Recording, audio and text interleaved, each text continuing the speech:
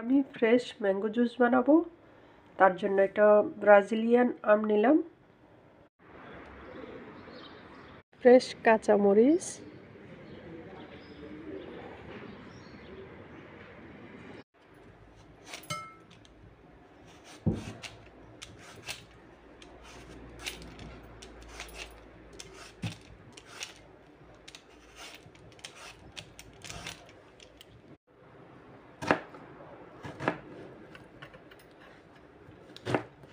দিচ্ছি পুদিনা পাতা, ধনিয়া পাতা কুচি, কাঁচামরিচ কুচি, চাট মশলা, সামান্য টালা জিরে গুঁড়ো, বিট লবণ, চিনি, সব একসাথে এখন ব্লেন্ড করে নেব।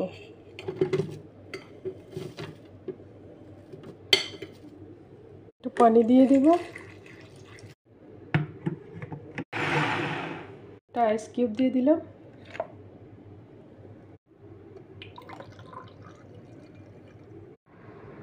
একটু লেবুর রস দিয়ে দিলাম।